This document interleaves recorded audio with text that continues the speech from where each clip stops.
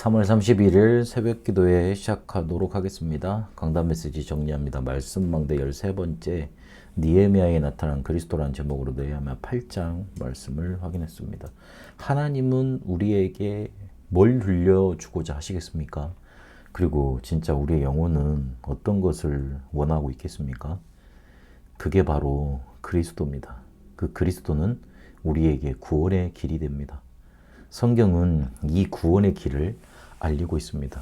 그래서 그리스도를 강조하고 있습니다. 성경 처음에 창조를 선포합니다. 창조를 증명하고 진화와 맞서기 위해서 논쟁하는 책이 아닙니다.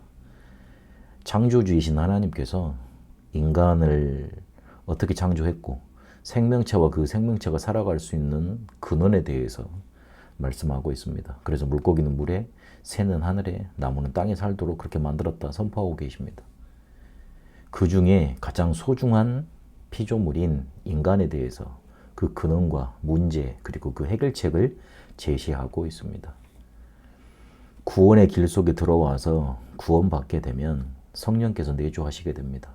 그리고 그 구원받은 하나님의 자녀를 인도하시고 역사하신다는 내용이 성경에 기록되어 있는 겁니다. 성경을 읽으면서 그 성경이 선포되는 설교를 들으면서 다른 거 붙잡으면 안 됩니다. 내 문제에 대해서 과연 뭐라고 하시는가? 그리고 유일한 해결책 그리스도는 나에게 어떻게 언약으로 다가오는가? 그걸 붙잡아야 됩니다. 내 삶의 문제, 현실의 어려움, 숨은 상처로 와 있는 영적인 문제, 이길 길은 영적인 힘이 오는 것밖에 없는데 그 영적인 힘이 이 구원의 길을 붙잡고 그리스도를 붙잡고 나의 언약으로 붙잡을 때 그때 성령께서 내주하시고 인도하시고 역사하는 속에 나타나는 겁니다. 느헤미야는 성벽 재건과 성전의 내용, 정치의 내용을 회복하는 그런 이야기입니다. 성벽이 무너지면서 남은 자들이 능욕을 받았고 그 소식을 들은 느헤미야가 이스라엘로 돌아와서 3차 기원을 이끌고 성벽을 회복하고 수많은 방해를 이기고 실제로 에스라와 함께 종교 개혁을 이뤄낸 얘기를 담고 있습니다. 느헤미야서는 느헤미야라는 인물과 그리고 그가 이룬 사역들을 통해서 그리스도를 나타내십니다.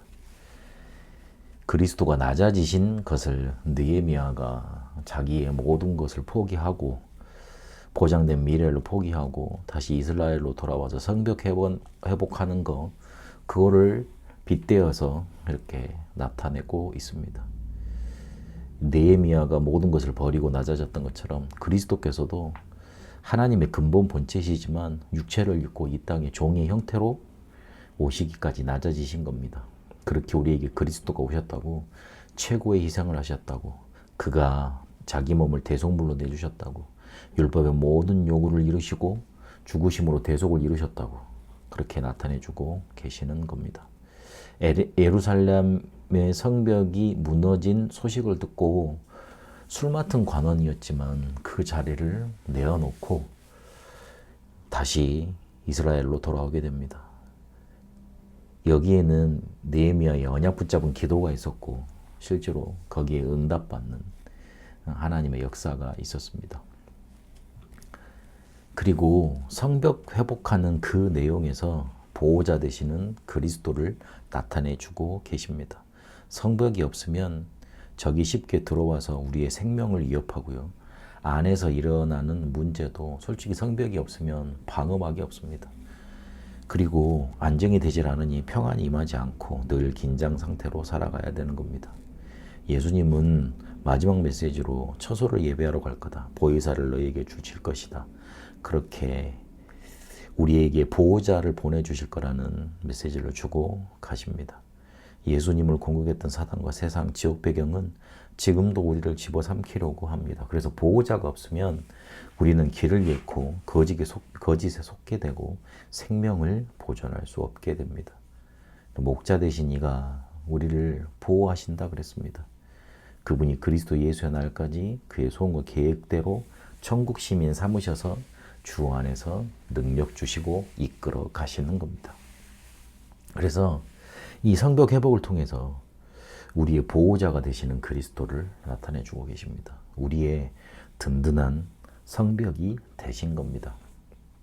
그리고 말씀과 예배의 내용을 회복하는 것 통해서 완전한 빛 대신 그리스도를 말해주고 있습니다.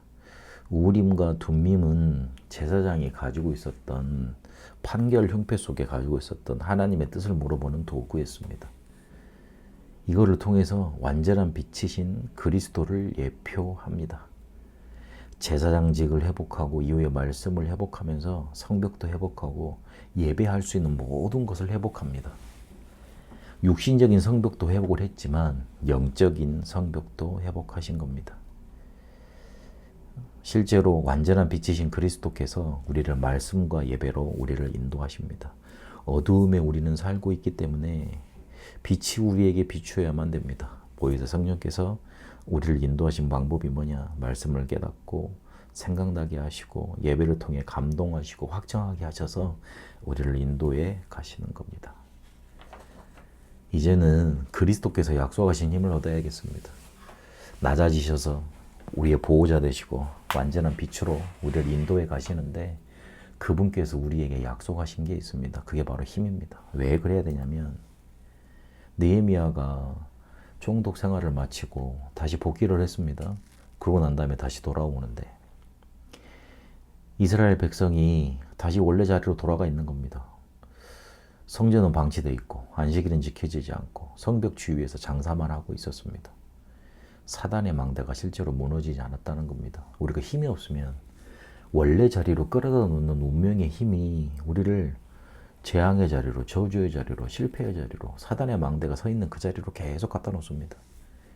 그래서 우선순위만 조금 바꾸고 결정하면 됩니다.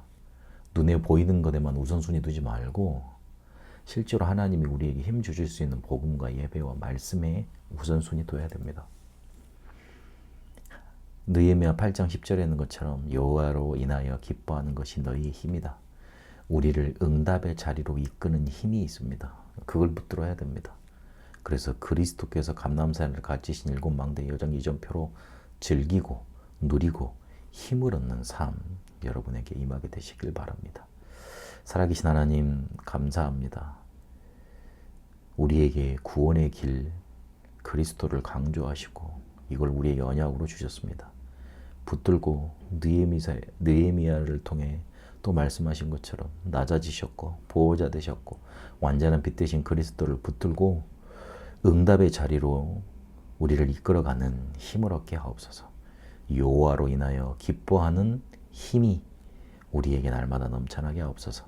살아계신 우리 주 예수 그리스도 이름으로 기도합니다. 아멘. 개인 기도로 인도받도록 하겠습니다.